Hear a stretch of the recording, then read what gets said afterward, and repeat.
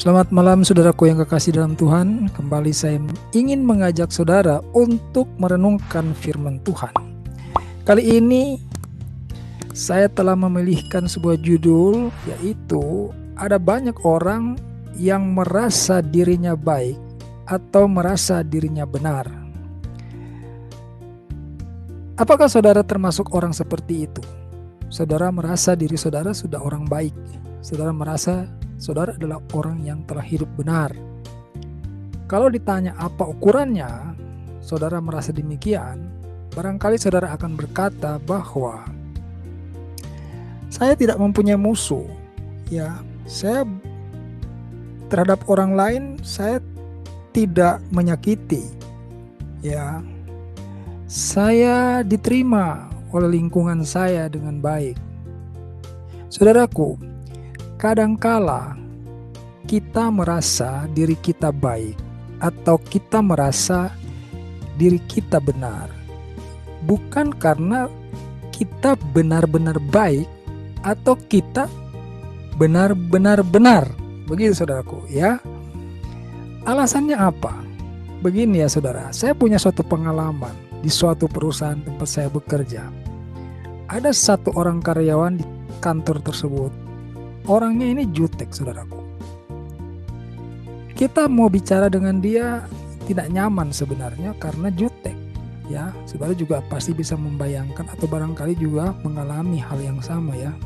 Mempunyai orang yang dimana kita harus bekerja sama dan kebetulan orang tersebut mempunyai sifat jutek, judes. Lah, untuk orang seperti itu akhirnya orang-orang di lingkungan dia terpaksa harus berbicara dengan dia berhati-hati.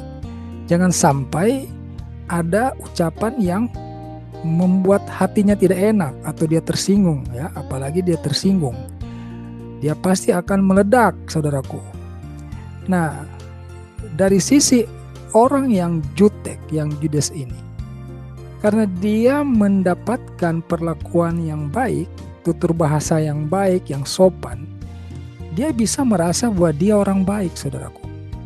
Padahal orang-orang di lingkunganlah yang berusaha bersikap baik karena sikap dia yang jutek, yang judes tadi, saudaraku. Paham ya saudara? Jadi dia itu merasa dirinya baik karena orang berperilaku baik terhadap dirinya, padahal orang berperilaku baik terhadap dirinya hanya untuk menjaga hatinya.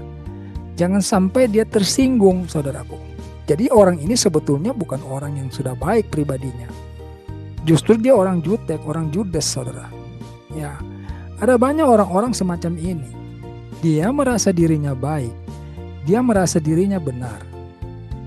Tetapi sebetulnya itu perasaannya saja. Karena pada faktanya orang-orang di sekitarnya lah yang bersikap sedemikian rupa sehingga diri dia merasa, oh saya ini orang baik, saya ini orang benar. Misalnya dia ngomong apa aja, orang-orang yang mendengarkan dia langsung mengatakan, oh iya benar bu, benar pak. Lah, padahal omongan orang ini sebenarnya tidak baik atau tidak benar, saudaraku. Cuman daripada nanti marah, orang yang mendengarkan dia itu lalu mengatakan, oh iya benar, oh iya betul. Jadi apa sebenarnya yang menjadi ukuran yang tepat untuk menilai apakah kita ini benar-benar sudah menjadi seorang yang mempunyai kepribadian yang baik?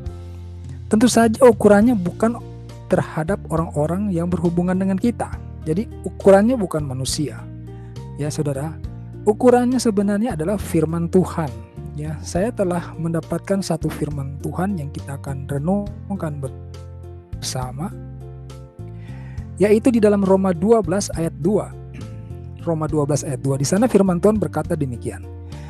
Janganlah kamu menjadi serupa dengan dunia ini, tetapi berubahlah oleh pembaharuan budimu sehingga kamu dapat membedakan manakah kehendak Allah, apa yang baik, yang berkenan kepada Allah, dan yang sempurna. Ya, jelas sekali saudara. Jadi kalau kita ingin mempunyai pribadi yang baik, maka fokus kita adalah segala ucapan, tindakan, perkataan kita, ya, segala tindakan, ucapan, ya, perilaku kita itu harus mempunyai suatu dasar agar semuanya itu memenuhi kehendak Allah, ya, memenuhi kehendak Allah.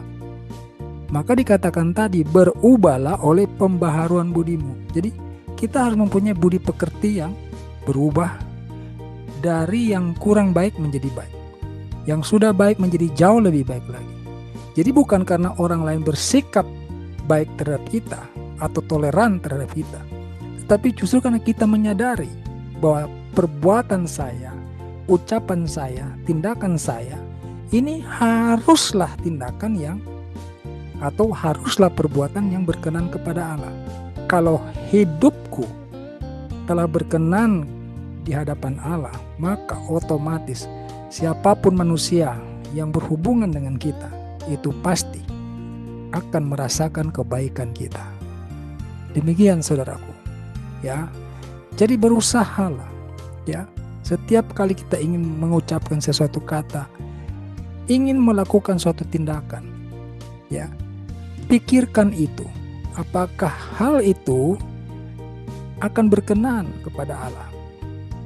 Ya, jangan kita bertindak sesuatu hanya untuk membuat orang lain nyaman, padahal yang kita lakukan sesungguhnya bertentangan dengan kehendak Allah.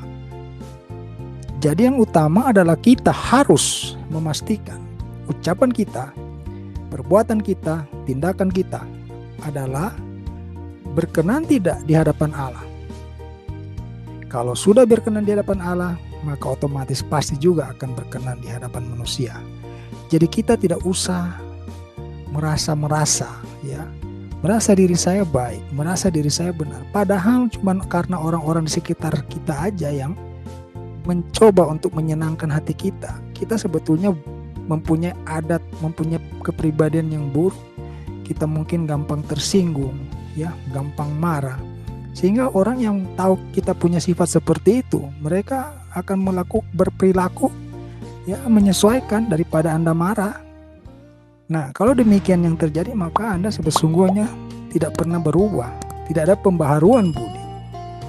Ya, saudaraku, jadi firman Tuhan kali ini telah mengingatkan kita untuk janganlah kamu menjadi serupa dengan dunia ini, tetapi berubahlah oleh pembaharuan budimu. Jadi budi pekerti kita ini harus kita selalu proses untuk berubah menjadi lebih baik, ya, sehingga kamu dapat membedakan, ya, tujuannya ini, manakah kehendak Allah, ya, bisa membedakan manakah kehendak Allah, apa yang baik, yang berkenan kepada Allah.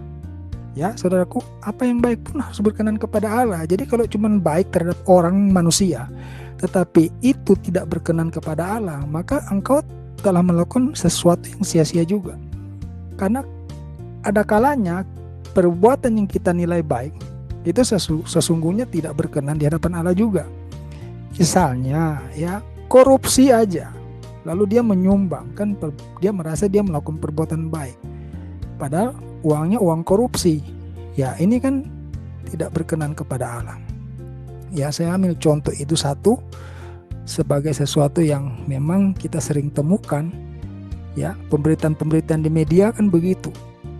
Belum lama tertangkap korupsi, ya, nanti berselang berapa waktu korupsi lagi.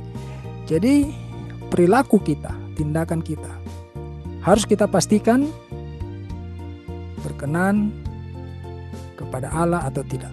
Ya, segala sesuatu harus kita lakukan untuk supaya dapat memenuhi kehendak Allah.